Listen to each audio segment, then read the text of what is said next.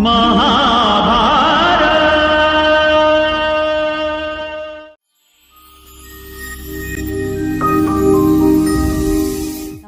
दोस्तों, आज हम वेद व्यास द्वारा लिखी बाल महाभारत कथा का दूसरा अध्याय भीष्म प्रतिज्ञा पढ़ेंगे। राजा शांतनु देवव्रत को लेकर खुशी खुशी नगर लौट आए और देवव्रत राजकुमार का कार्य संभालने लगे।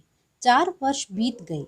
एक दिन राजा शांतनु यमुना के तट पर घूमने गए। वहां उन्हें एक सुंदर कन्या दिखाई दी जिसका नाम सत्यवती था। उसने राजा शांतनु का मन मोह लिया। राजा ने सत्यवती से प्रेम याचना की। सत्यवती ने कहा, मेरे पिता नाव चलाने वालों के सरदार हैं।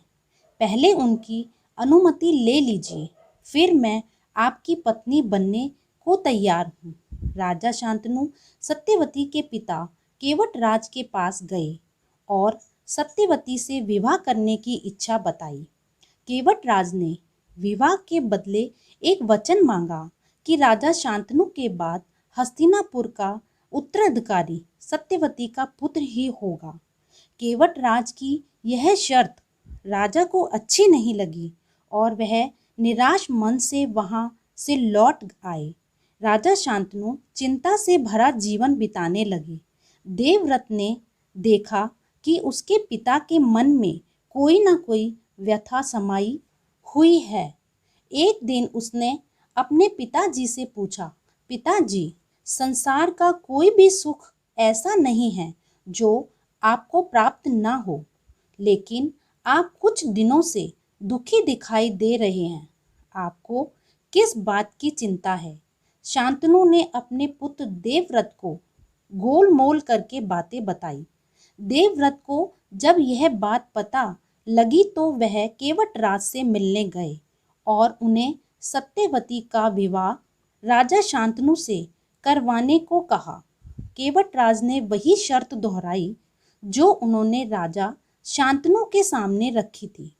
देवव्रत ने कहा, यदि तुम्हारी आपत्ति का कारण यही है तो मैं वचन देता हूँ कि मैं राज्य का लोभ नहीं करूँगा।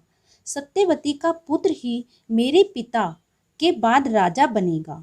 केवटराज इससे संतुष्ट न हुए और केवटराज ने कहा, आर्यपुत्र, इस बात का मुझे पूरा भरोसा है कि आप अपने वचन पर अटल रहेंगे, लेकिन आपके पुत्र ऐसा ना माने और उन्होंने सत्यवती के पुत्र से राज्य छीन लिया तो इस पर देवव्रत ने प्रतिज्ञा ली कि मैं जीवन भर विवाह नहीं करूँगा, आजन्म ब्रह्मचारी रहूँगा।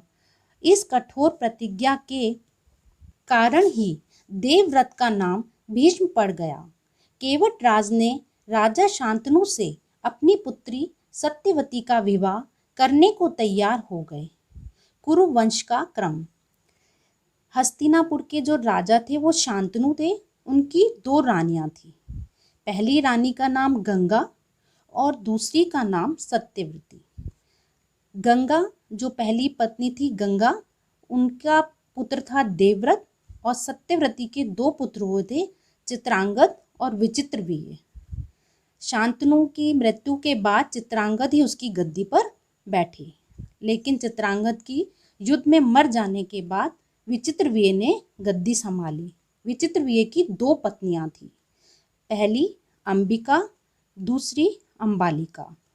अंबिका का पुत्र था धृतराष्ट्र और अंबालिका का पुत्र था पांडु। धृतराष्ट्र के पुत्र कौरव कहलाए और पांडु के पुत्र पांडव कहलाए। ये तो था इस बाल महाभारत कथा के दूसरे अध्याय का सारांश रूप। अब हम इसके प्रश्न उत्तर पढ़ेंगे। प्रश्न पहला, सत्यवती कौन थी? राजा शांतनु ने उसे कहाँ देखा? उत्तर, सत्यवती केवटराज की पुत्री थी। राजा शांतनु ने उसे यमुना तट पर देखा। प्रश्न दूसरा, महाराज शांतनु की प्रेम याचना पर सत्यवती ने उनसे क्या कहा? उत्तर, महाराज शांतनु की प्रेम याचना पर सत्यवती ने उनसे कहा कि पहले वे मेरे पिताजी से अनुमति लें, फिर वह उनकी पत्नी बनने को तैयार हैं। प्रश्न तीसरा, केवटराज ने शांतनु के सामने क्या शर्त रखी?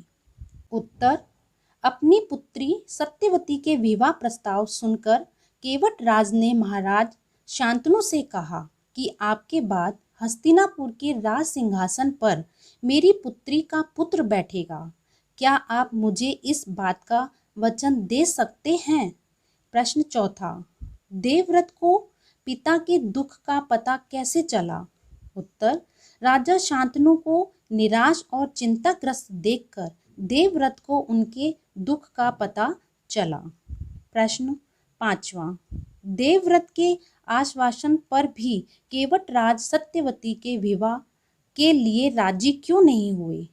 उत्तर, केवटराज को डर था कि देवव्रत जैसे वीर का पुत्र भी वीर ही होगा और भविष्य में वह हमारे नाती से राज्य छीन लेगा। यही सोचकर देवव्रत के आश्वासन देने पर भी केवटराज सत्यवती के विवाह के लिए राजी नहीं हुए। प्रश्न छठा, देवव्रत ने केवटराज की शंका का निवारण कैसे किया? उत्तर, केवटराज की शंका का निवारण करते हुए देवव्रत ने कहा, मैं जीवन भर विवाह नहीं करूंगा, आजन्म ब्रह्मचारी रहूंगा, मेरे संतान ही न होगी। अब तो आप संतुष्ट हो। प्रश्न सातवां, देवव्रत किस प्रतिज्ञा के कारण भीष्म कहलाए? उत्तर, जीवन भर विवाह न करने व आजन्म ब्रह्मचारी रहने की भयंकर प्रतिज्ञा के कारण देवव्रत भीष्म कहलाए और इसी नाम से प्रसिद्ध हुए। प्रश्न आठवां, सत्यवती से शांतनु को कितने पुत्र प्राप्त हुए? उनके नाम बताइए। उत्तर, सत्यवती से शांतनु के 2 पुत्र हुए, चित्रांगद और विचित्रवीर्य। प्रश्न नवा, शांतनु के बाद हस्तिनापुर के सिंहासन पर कौन बैठा? उत्तर, शांतनु के बाद चित्रांगद हस्तिनापुर के सिंहासन पर बैठे और उनके युद्ध में मारे जाने पर विचित्रवीर्य ने राजगद्दी संभाली। प्रश्न 10वां, विचित्रवीर्य की रानियों व उनके पुत्रों के नाम बताइए। उत्तर, विचित्रवीर्य की 2 रानियां थी, अंबिका और अंबालिका। अंबिका के पुत्र थे धृतराष्ट्र और अंबालिका के पांडु। धृतराष्ट्र के पुत्र कौरव कहलाए और पांडु के पांडव। आपको ये वीडियो कैसी लगी मुझे कमेंट बॉक्स में ज़रूर लिखें और इसके बाकी अध्याय पढ़ने के लिए इस चैनल को ज़रूर देखें व सब्सक्राइब ज़रूर करें।